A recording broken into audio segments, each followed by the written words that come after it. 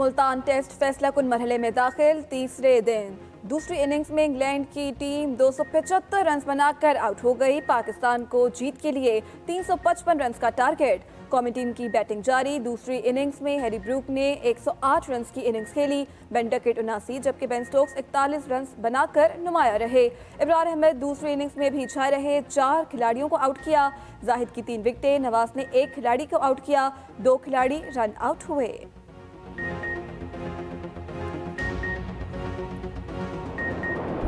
कौमी टीम को एक और सितारा मिल गया। मुल्तान टेस्ट में डेब्यू करने वाले इब्रार अहमद की 11 विकेटें। पहली इनिंग्स में 7 जबकि दूसरी इनिंग्स में 4 खिलाड़ियों को पवेलियन की राह दिखाई। पाकिस्तान की जानिब से डेब्यू पर 11 विकेटें लेने का रिकॉर्ड बराबर कर दिया। 26 साल पहले फास्ट बॉलर मोहम्मद जाहिद ने न्यूजीलैंड के खिलाफ डेब्यू पर 11 विकेटें ली थी। कौमी टीम की मुश्किलात में इजाफा। ओपनर इमामुल हक इंजरी का शिकार। इमामुल हक को हैमस्ट्रिंग के बाद MRI के लिए अस्पताल ले जाया गया। इमामुल हक की इंजरी से कौमी टीम को हदफ का पीछा करने में मुश्किलात पेश आ सकती हैं।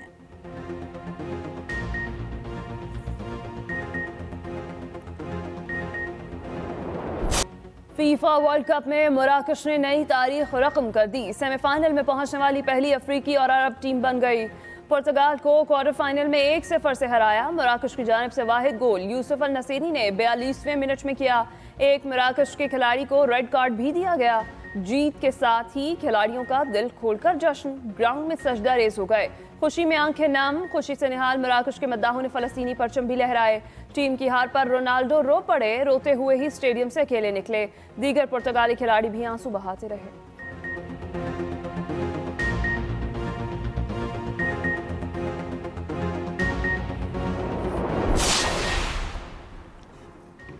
फीफा वर्ल्ड कप के आखिरी क्वार्टर फाइनल में इंग्लैंड को शिकस्त। दिफाई चैंपियन फ्रांस सेमीफाइनल में पहुंच गया।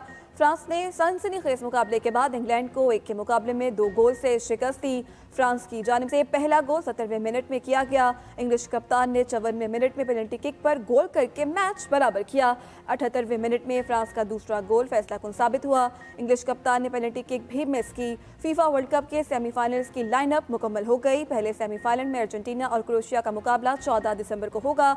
दूसरा सेमीफाइनल में दिफाई चैंपियन फ्रांस और मराकश की टीमें 15 दिसंबर को मद्दे मुकाबिल होंगी।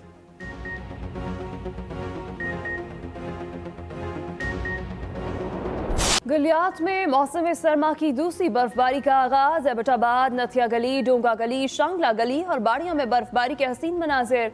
हर तरफ सफेद चादर बिछ गई। सयाहों की बड़ी तादाद मौसम से लुत्फानंदोज होने पहुंच गई। सयाह बर्फ से खेलते रहे। बर्फबारी के दौरान इंतजामिया भी मुतहरिक।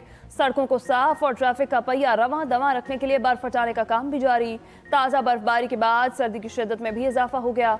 महकमा मौसमियात ने आज भी पहाड़ों पर हल्की बर्फबारी का इम्कान जाहिर किया है।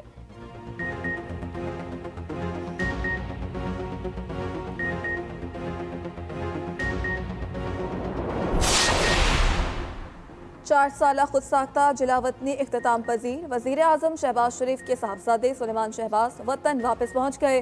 सुलेमान शहबाज सऊदी अरब से गैर मुल्की एयरलाइन की परवाज से इस्लामाबाद पहुँचे।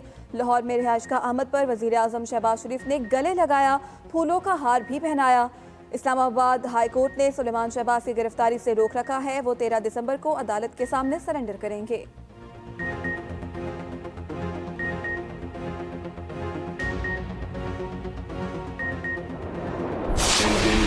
उसने आज माफी मांगी है कि हमारी खबर झूठी थी और हमें कोई सबूत नहीं मिल सका। जो इल्जामात इमरान खान के कहने पे और सिराज अकबर के कहने पे इन्होंने लगाए थे शहबाज शरीफ साहब पे। नेशनल क्राइम एजेंसी ने भी कुछ अर्सा पहले क्लीन चिट दी है शहबाज शरीफ साहब को। इससे बड़ा सबूत और क्या हो सकता है किसी की अपना मासूमियत का। डेली मेल की माफी हमारी बेगुनाही का सबूत है। इमरान खान का सर शर्म से झुकना चाहिए। कायद मुस्लिम लीग नून नवाज शरीफ का कहना है कि इमरान खान की ईमा पर शहजाद अकबर ने शहबाज शरीफ पर झूठे इल्जामात लगाए। वो और उनकी पार्टी मुल्क की बदनामी का सबब बने। इमरान खान खुद सर से पांव तक करप्शन में मुलविस है। आज बच्चे बच्चे की जुबान पर तोशाखाना चोरी के किस्से हैं। इमरान खान पर करप्शन के इल्जामात नहीं बल्कि साबित शुदा करप्शन है। बिलियन ट्री और अलकादिर ट्रस्ट की जब तफसीलात सामने आएंगी तो लोगों के रोंगटे खड़े हो जाएंगे। 50 अरब रुपए की करप्शन है। ये भी कहा बेटे से तनख्वाह लेने पर मुझे नाअहल किया गया, हम पर तो मुफ्त में ही केस बनते रहे। जलावतन किया गया। मुंतखब वज़ीर आज़म को 10,000 रियाल तनख्वाह जो नहीं ली गई उस पर नाअहल किया गया।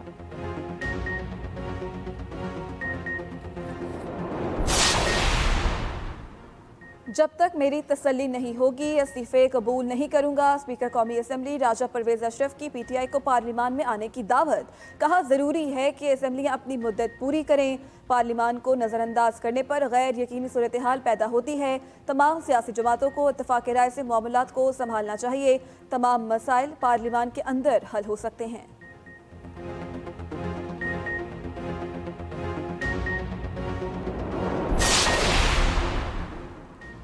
नवाज शरीफ की चौधरी सालिक हुसैन से मुलाकात की अंदरूनी कहानी। चौधरी सालिक ने चौधरी शुजात का सलाम और अहम पैगाम नवाज शरीफ को पहुंचाया। चौधरी शुजात का नवाज शरीफ से मुलाकात के लिए जल्द लंदन जाने का इम्कान। नवाज शरीफ ने कहा चौधरी शुजात एक ज़ीरक सियासतदान हैं और उनसे मेरा हमेशा दिल का रिश्ता रहा है। हमें मिलकर पाकिस्तान की माशी मुश्किलात को ख़त्म करना है। चौधरी सालिक हुसैन ने कहा मुल्क की मईशत की बेहतरी के लिए वफाकी हुकूमत दिन रात मेहनत कर रही है। हमारी कोशिश है जल्द से जल्द महंगाई और दीगर मसाइल से आवाम को छुटकारा दिलवा सकें।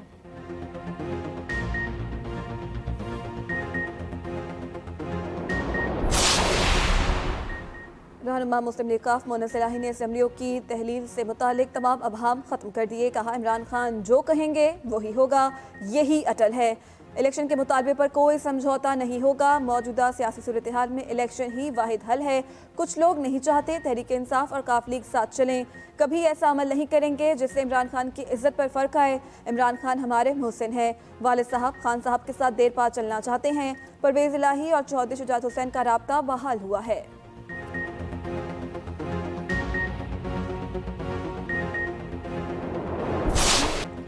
जनरल रिटायर्ड बाजवा कहते थे अगली बार नून लीग आ रही है, पीटीआई का टिकट कोई नहीं लेगा।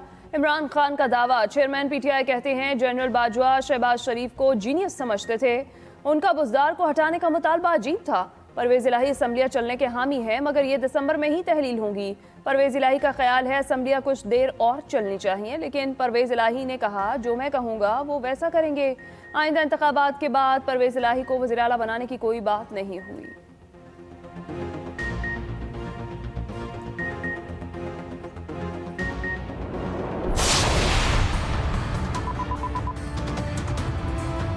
आज तोड़ रहा हूँ, मैं कल तोड़ रहा हूँ, अब मैं 20 तारीख को तोड़ूंगा, अब मैं जो है वो इस महीने के आखिर में तोड़ूंगा। इस ड्रामे को छोड़ो। असम्बली तोड़ के अगर इलेक्शन तुम चाहते हो तो तोड़ो असम्बली। हम इलेक्शन के लिए जो है वो तैयार हैं। मियां नवाज शरीफ साहब से पार्टी ने रिक्वेस्ट की है कि वो आइंदा जो इंतखाबी मुहिम है उसमें जो है वो यहाँ पे मौजूद हों। तहरीक इंसाफ अभी तक असम्बलियाँ तोड़ने का फैसला क्यों नहीं कर सकी? न्याजी ड्रामा छोड़ो, असम्बली तोड़ो।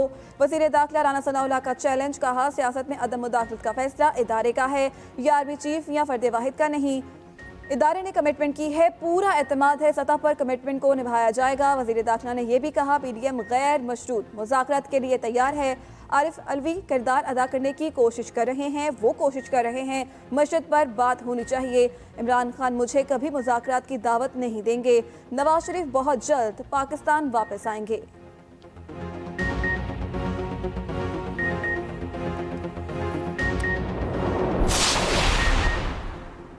वफाकी वज़ीर दाखिला राना सनाउल्लाह मनशियात बरामदगी केस में बरी हो गए। इंसदाद मनशियात की खुसूसी अदालत ने केस का फैसला सुना दिया। प्रोसिक्यूशन के गवाहान ने आगाह किया उनके सामने कोई मनशियात बरामदगी नहीं हुई। अदालत ने शरीक मुल्ज़िमान को भी बरी करने का हुक्म सुनाया। ANF ने राना सनाउल्लाह के खिलाफ 15 किलो मनशियात बरामदगी का मुकदमा दर्ज किया था। 1 जुलाई 2019 को गिरफ्तारी हुई थी। फैसले पर वज़ीर आज़म शहबाज शरीफ का रद्द-ए-अमल। कहा नून लीग को न्याजी के दौर में इंतकाम का निशाना बनाया गया। राना सनाउल्लाह का केस बदतरीन सियासी इंतकाम की मिसाल है। राना सनाउल्लाह ने तहम्मुल के साथ इल्ज़ामात का सामना किया। तमाम सियासी वर्कर्स के लिए एक मिसाल बने।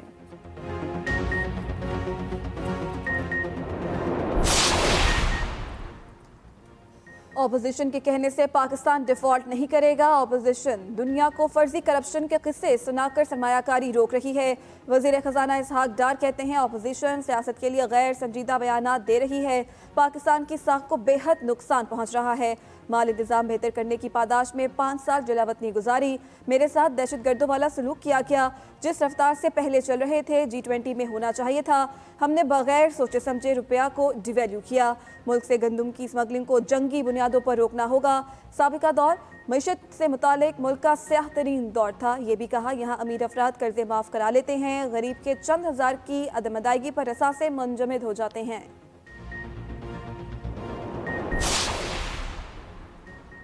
बलूचिस्तान के 3 अजला में बल्दियाती इंतखाबात पोलिंग जारी। पशरीन, हब और लसबेला में पोलिंग सुबह 8 बजे शुरू हुई, जो बगैर किसी वक्फे शाम 5 बजे तक जारी रहेगी। हसास पोलिंग स्टेशंस में सिक्योरिटी के सख्त इंतजाम, CCTV कैमरे भी नस्ब किए गए।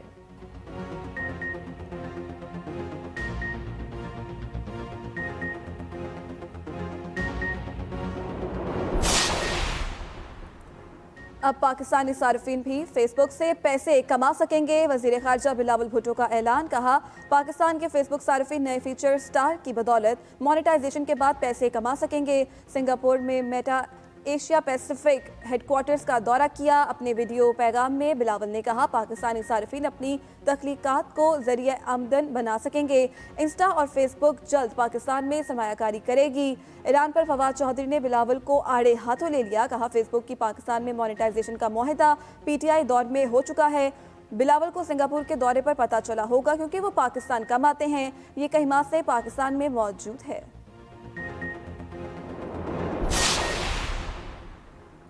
सिंध की तकसीम की बात करने वालों को जीने नहीं देंगे, वज़ीर आला सिंध की वार्निंग। मुराद अली शाह ने कहा बल्दियाती इलेक्शन के लिए तैयार हैं। इलेक्शन कमीशन ने 15 जनवरी की तारीख दी है। असम्बली अपनी मुद्दत पूरी करेंगी। ये लोग पहले वोट लेते हैं, फिर असम्बलियां तोड़ने की बात करते हैं। स्पीकर बुलाता है तो जाते नहीं, मगर तनख्वाहें लेते हैं।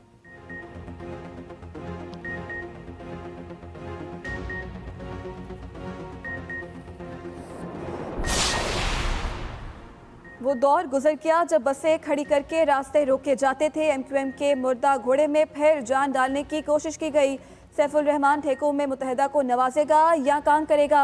अमीर जमात इस्लामी कराची हाफिज नईमुल रहमान के इल्जामात। कहा बल्दियाती इलेक्शन में ताखीर किसी सूरत कबूल नहीं। सिंध हुकूमत बताए सेफ सिटी प्रोजेक्ट कहाँ है। पुलिस में इस्लाहात की फौरी ज़रूरत है। IG अपना किबला दुरुस्त करे।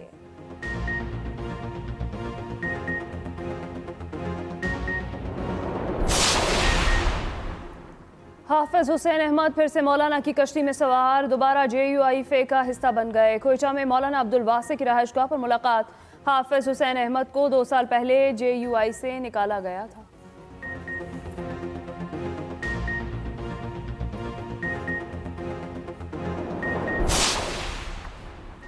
इलेक्शन कराओ मुल्क बचाओ मुहिम। लाहौर में तहरीक इंसाफ की नॉन स्टॉप रैलियां। मियां असलम इकबाल की ज़ेर क़यादत रैली निकाली गई। अपने खिताब में रहनुमा PTI ने कहा अवाम लंदन में बैठकर मुल्क की तकदीर का फैसला करने वालों के साथ नहीं। शरीफ खानदान ने अपने खिलाफ तमाम केसेस ख़त्म करवा लिए हैं।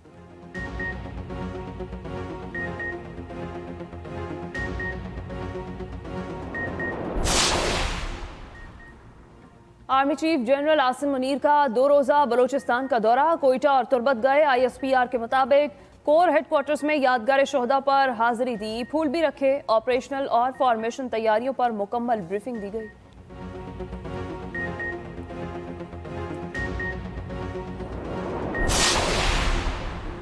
भारत मकबूजा कश्मीर में इंसानी हुकूक की खिलाफ वर्जियाँ कर रहा है। मसला कश्मीर का हल सलामती काउंसिल की करारदादों में है। बिलावल भुट्टो की इस्लामाबाद में OIC के सेक्रेटरी जनरल के साथ मुश्तरका न्यूज़ कॉन्फ्रेंस। कहा फ़लस्तीनी भाइयों के साथ कंधे से कंधा मिलाकर खड़े हैं। काबुल में OIC का दफ्तर कायम किया गया। अफगान लोग OIC की हिमायत के मुंतज़र हैं।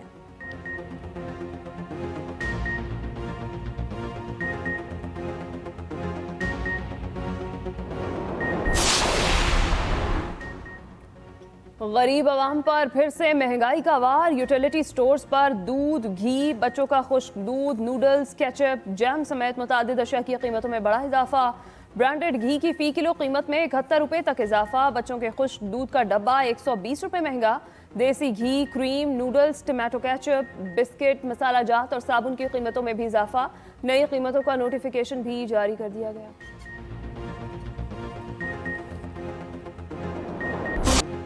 कुतुबीनी के शौकीन एक्सपो सेंटर कराची में जमा। बैनुल-अक़वामी कुतुब मेला जारी, बच्चों की बड़ी तादाद भी इल्म का समंदर समेटने लगी। कुतुब मेले में अदबी ज़ौक़ रखने वालों की बड़ी तादाद उमड़ आई। मेले में माजूर अफराद की बहाली और उनकी सलाहियतों पर मकाले भी पेश किए गए।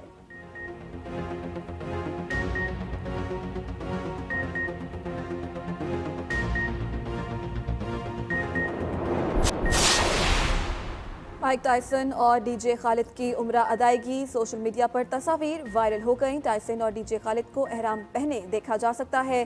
डीजे खालिद कहते हैं, मक्का देखा तो आंखें नम हो गईं। पेट्रोल की कीमतें क्यों बढ़ाई? लोड शेडिंग कैसे शुरू हो गई? बांग्लादेशी अवाम सड़कों पर निकल आए। ढाका में शदीद एहतजाज, वज़ीर आज़म हसीना वाजिद से मुस्ताफ़ी होने का मुतालबा। पुलिस के साथ झड़पें, कई अफराद जख्मी हो गए।